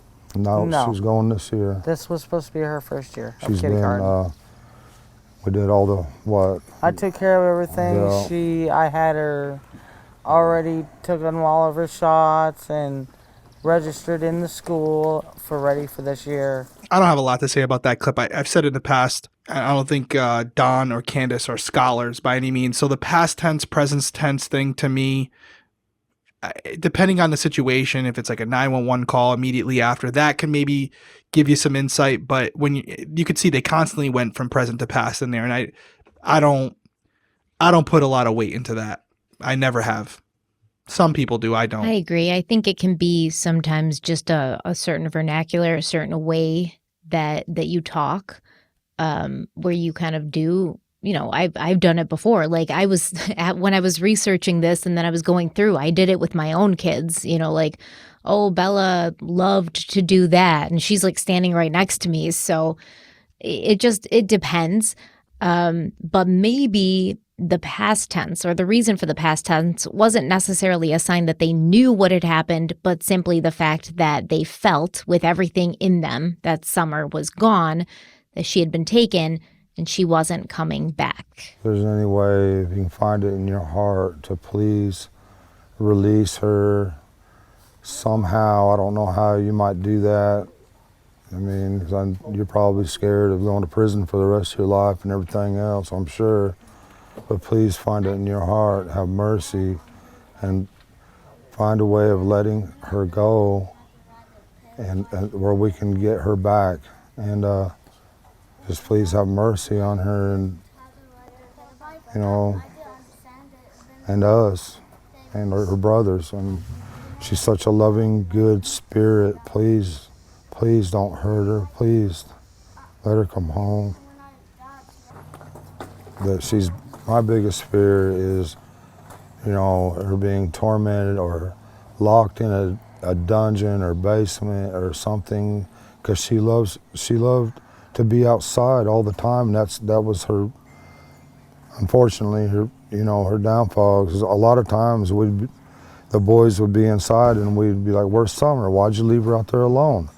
You know, go get Summer now." You know, and that's happened over and over again. And we'd come out and she would always be close by, but we was always coming up. She had to be outside. She was an outdoor person. And she loved to be outside. Yeah, and I'm so afraid that she's locked away. She's such a loving heart and everything, and I'm afraid that she won't be able to, you know, locked away where she can't be outside or play with a puppy or anything, love nature, you know, and that's my greatest fear, that she's not able to do any of these things anymore, or that she could possibly, you know, I don't want to think she's dead, but it's a possibility. I don't want to address all the negativity. I just want to focus on the positive, because it's so easy to get, you know, lost in that negativity and stuff, and it's just not worth it. I lose hope. Lose it. And I think, well, maybe we won't never see her again, you know. So I start thinking in past tense, sorry. But I'm trying to keep hope up. I'm trying to keep my prayers up and all that. So to be fair, saw a little emotion there. You know, I'm looking for it now, obviously, and I saw a little emotion there from Don. He might be the type that isn't a crier, but there's definitely some trembling in his voice. I can see he's getting a little choked up as he's talking about the potential of what's happening to Summer as he's speaking. So give credit, you know, where I see it. I'm not going to just ride the narrative that I'm trying. Like I'm going one particular way. He definitely has some emotion there. And now that you've said it, I definitely see that Candace could be under something because of maybe the stress, the trauma, whatever it might be, that she's highly medicated, because she just seems like she's completely out there, just like spaced out. Like she throws a word out there once in a while, but if you compare it to some of her other interviews, completely different person. So that's why I think we're both saying it now. She's doing, something's going on, whether it's she's been drinking or medicating, whatever it may be. She's not completely in that conversation. But listen, in this past clip, when Don Wells said Summer loved to be outside, it was her downfall that she loved to be outside. That struck me harder than any past tense statement ever could. Okay, it was like he was blaming her, kind of like he blamed his half-sister. Like, she came on to me. She stuck her hand down my pants. Summer got kidnapped because she loved to be outside. It was her downfall. This is 2 weeks after she's missing. Not only is he saying it's her downfall, and basically it's her fault she got kidnapped because she loved to be outside, not because her parents weren't watching her, not because she wasn't being protected, because she loved to be outside. She made herself a target. But he's also saying, you know, she could be dead. I want to have hope, but it's hard to have hope after this long. It's only been a couple of weeks. So it strikes me as I personally, if my 5-year-old was missing, of course, I would be fearing the worst, but I would not voice it out loud. I would be like, hope, no, she's alive. You know, she's alive. I'd have to keep saying that in order to keep going, because the idea that she could be gone from the world, that somebody had stolen her from me and hurt her, and I never had a chance to say goodbye or hold her or give her a hug one more time or smell her hair one more time, it would break me to the point where I could never say it out loud. So to have him so casually just being like, yeah, I mean, she could be dead. I don't want to think it, but could be. It does not sit well with me. I'm just going to say it. No, I don't like it. As far as the downfall comment, it could be lack of vocabulary, like misspeaking, like just a lack. Again, I'm not a Don fan, but it could be a situation where she was outside doing her own thing, enjoying the woods and playing, and some creep came by and saw her playing in the woods and took advantage of it. Yeah, it's possible. So her being in her element, doing what she loves, may have exposed her closer to the street to someone driving by. Now, he didn't say it that way, though. He said it completely different, which is why I think it rubbed you the wrong way and probably rubs some of you watching and listening the wrong way. Yeah, I'm just over these two, although I would love the opportunity to interview Candace when she's coherent, because I think there's opportunities there to a tactic that can be used to kind of pin her down a little bit more. And maybe she already has been by official investigators. We've seen the interviews with Chris, who's done a great job, things of that. I mean, he has the experience for it as well. He is a trained investigator. But I really, we're only seeing parts of it, but I really wonder if someone drilled her down to, and there's ways you can do it, but when she says it was only minutes, you look at her, Candace, it wasn't minutes. It was an hour, wasn't it? Really push the envelope, try to create a bigger window where something could have happened that maybe would explain this crazy situation where we're led to believe that she disappeared in a matter of minutes. That's what I think everyone's having a hard time wrapping their head around, which is also why a lot of people think the parents did it, because if that's true, it was too small of a window for any of that to happen. If she noticed that she was missing minutes later, to what you said earlier, she would have heard the screaming. She would have heard it because she would have already been looking for her minutes after she noticed she was gone. I don't think even if you were face to face with Candace Bly and you said, Candace, it wasn't 5 minutes, it was an hour, right? I literally don't think. I think she would, start looking off in the distance, start talking about Chase being on the case, and it would be over. She wouldn't answer you directly, because there's been a lot of questions that I've seen her asked where she kind of pretends to be confused or she loses her train of thought. And I mean, maybe she is confused. But I think at this point, she's convinced herself it was only a couple of minutes. That, at least, I will say, she has convinced herself that her eyes were only off of Summer for a couple of minutes. And that's it. That'll be the end of it. We'll never get the real timeline, although I'm sure 100% it was more than 2 minutes. I know we still have more to go, but when we get close to the end, I want to, we always do like our little sum up of the episode. I'll elaborate more on there's a lot to take away from that interview, just even the body language, things like that, but we'll keep going. Well, I do want to play you one more clip from that interview. To the people who were suspicious of Candace and Don, the haters, as they call them, Candace and Don had this to say. Yeah, there's always going to be haters, and it's always going to be that way in this world, and we just want to focus on the good.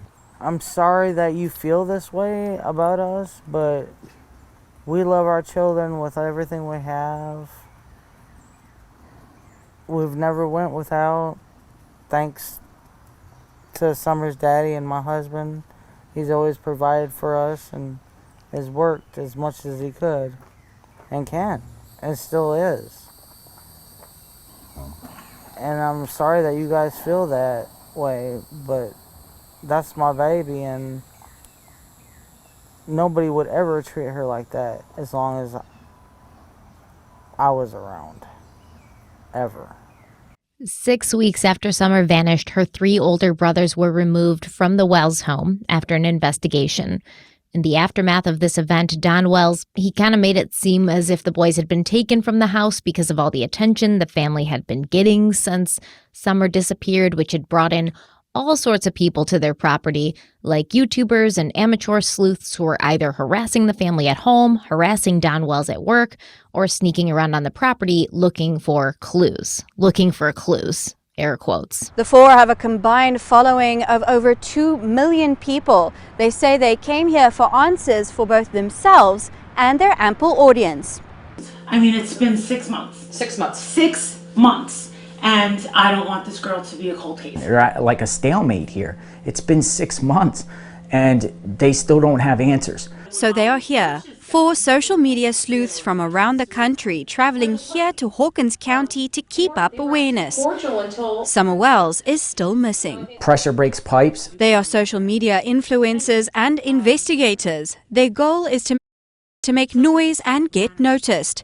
They say it brings attention to victims, but criticism to their tactics. And any leverage I can use, whether I like what's coming out of my mouth, if it's leverage that I can pull people in, I will use it. While in town, they say they met with the sheriff's office and surveyed the Wells property.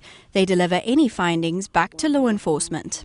This has opened up almost like a niche market for crime solving. The idea is to keep spreading awareness. A finger touch to their phone starts their sometimes nightly conversations with their hungry for answers audience, Our mission. who support them. The footage will speak for itself. So that's a super chat right there. Someone just donated $10. Thanks. That $10 little by little adds up to pay for the means to work, That is not helping. which is what they say this is. We're down in Florida, we're over in Utah, we're in Wyoming, we're now in Tennessee. This stuff costs real money, and this is a full-time job, and the only way we could afford to do something like this is by providing a service to the viewers, providing information they're getting no place else. Yeah, so I don't like this. I don't like it, and I don't want to make it about this too much. This is kind of like a passing thing, but I don't know these people. I've never heard of them. Maybe they have some type of investigative background, but my argument would be this. I love that they're raising money, and they're raising a decent amount of it, I bet. So I would prefer to see that money going towards tools and resources that actual investigators can utilize for this case, or raise the reward amount for information that could potentially find Summer. And I don't have a problem with them taking super chats if they're sitting at home and they're talking about the case and they are interviewing people and they're bringing on, like, I know a couple of these guys did get some great interviews with Don and Candace that kind of showed their true colors, kind of off book.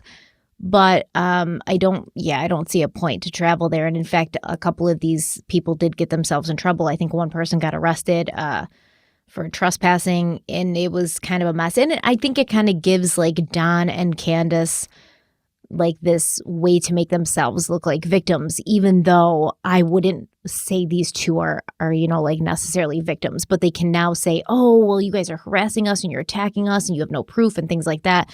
So it kind of gives them a way to distract from what's happening with Summer. Now, we've been consistent. I mean, even with the Laundries, we think that Brian Laundrie's parents are definitely hiding stuff. But when you start seeing people on their lawns and harassing, well, we allegedly believe it. But when you see people on their lawns and doing their own investigative journalism, it doesn't help. It doesn't help. So, yeah, I'm pretty consistent on that. I agree. And, Don Wells, he told one podcaster, quote, "Right now with everybody attacking us and all this stuff going on, it's probably better for them," end quote. And this is in reference to his 3 sons being removed from his home and his care. But later, Don Wells admitted that the real reason his sons were taken by CPS was because of a lot of people who were coming at him and accusing him of things. And he said, quote, "I believed that stuff like an idiot. I believed it and I flipped out, started drinking and everything else. And that's why they took our kids." End quote. And it looks like Don Wells did not really learn from his mistakes, as just a few months later, on October 31st, 2021, he was arrested and charged with driving under the influence, open container, expired registration, improper lane usage, and violation of financial responsibility. The following February, Don pleaded guilty to the driving under the influence charge, and the state dropped the other 4 charges. And although this was his first DUI, Don's arrest was a violation of his probation, which was related to a previous charge of possession of a handgun while intoxicated. So he was taken directly from the courthouse to the Hawkins County Jail to serve out the next 11 months and 29 days behind bars. So during his sentencing, the judge asked, why did you drive under the influence of alcohol? And Don responded that he and Candace were arguing and he had wanted to get away, to which the judge responded, quote, "That's what feet are for," end quote. Now, where it stands now, Don Wells is still in jail, and he claims that both he and Candace were taking classes and working to regain custody of their 3 sons.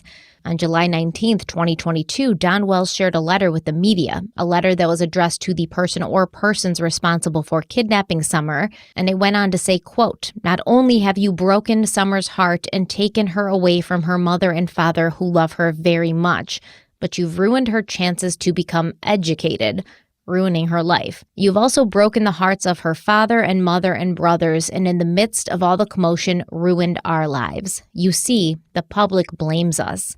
I don't know if we'll ever find employment again. Nobody will hire my wife, and I've been fired from a job I had for 13 years. We may end up losing everything. When you took our little girl, you took our lives. Why don't you give our little girl back before God's wrath descends on you? You've broken many hearts and more, especially an innocent 5-year-old girl's heart. One day God will hold you accountable for this crime unless you do something to make this right. Please do the right thing and turn our daughter over to the authorities, end quote. So I would just like to mention that Don has said multiple times that his wife Candace was not working when Summer disappeared. She hadn't been working in several years. She'd made the decision to be a stay-at-home mother. And at the time he was arrested for the DUI in October of 2021, Don also told the judge that he was working full-time. So I'm not sure what he's talking about, that they can't be employed and nobody will hire Candace and this, and that. And some might say their circumstances have improved since Summer went missing, because it looks like they kind of raised some money and they began renovations on their home in the fall of 2021. And they actually put stairs where the desk and the hole used to be that led down to Summer's room in the basement. So there's stairs and like a railing there now. Don Wells' letter to whoever had taken his daughter was followed up by another letter addressed to Summer herself. And this letter said, quote, "Dear Summer, I don't know if there's even the remotest chance of you ever seeing this letter, but I'm going to write it hoping you will. First of all, I want you to know that I love you with all my heart. I've never missed someone as much as I miss you. My heart aches constantly, and then the thought of someone mistreating you puts so much anguish and fear for you that I can barely breathe at times. I beg God for your life and break out in tears constantly. I'm very glad I got to spend 5 years with you, but now my life always feels like snow, rain, and drizzle, never ending. You are the highlight of my entire miserable existence on this earth. I love you, Summer, with every fiber of my being, sweetheart. I love you, and I will never give up on you, and one day I will see you again. Always and forever, your earthly dad, Father." End quote. So hard, because there's a situation here where this could be genuine, where this is the thoughts of a father who lost his daughter. And again, I'm looking at this through the lens of, I don't know what he's previously done, so just bear with me here because it's hard for me to even say that. But there is a situation where we can separate the two. Scumbag as a, scumbag for what he did, scumbag for his perception on what he did now, and yet even with all that being the case, he's not connected to what happened to his daughter in any way, which is possible. It's possible. So this could be the true feelings of Don, and he may be even looking at it and like, this is my karma for being so, he says he's a religious person. He might be looking at it like God has a funny way of getting you back and, making you pay for what you've done. And this is I don't believe that. Not for a freaking second. He does not seem sorry at all. Not once did you hear. I'm not saying we believe it. He may see that. He doesn't seem sorry. He never said once like, "Oh, I am actually sorry I did that to my sister." Like, I know she probably feels bad about it. I'm sorry I did it. I was young. Oh yeah, no, he doesn't feel sorry. He doesn't feel like it's karma. If he feels like this is karma, he's probably thinking like, "What the hell did I ever do to deserve this?" It's a tough one. It's a tough to kind of separate the two because we know what he said publicly and what he's allegedly done, and then you see letters like this or hear letters like this, and as a father, you can relate to that where it's like, Jesus, I couldn't imagine. But I think it's safe to say that myself and many other fathers out there aren't Don Wells and don't conduct themselves the way he does. What do you think about the interview? You said there was some stuff about body language that you had noticed. Yeah, I know we have one more part, so we won't go too deep, but I'll just say this. And I just got to be candid with you guys. There's some times where people get lucky and they carry out a crime and they're not apprehended. It's not linked back to them because, again, they just got lucky. There seems like there were too many eyes and too many ears in this particular group of individuals, Candace, Don, Grandma, the three boys. I don't see how this could be something that was carried out on that property and someone not slip up. I've always said if more than one person knows, it's no longer a secret. And someone has to be at the head of this situation where they're at fault. They're the main culprit. They're the main reason that whatever happened to Summer happened. And everyone else is just kind of guilty by association. And I would think that one of them at this point would have slipped to a friend, a family member, news outlet, something. I don't see this group of individuals, this family being a tight bond where, let's say, for example, you believe that the Ramseys are responsible for what happened to John Bonet. They were a tight family. They took whatever happened. Patsy took it to her grave, and John Ramsey's still out there professing that he had nothing to do with it. Maybe that's the case, but I know a lot of people believe that it was a cover-up, that they did it.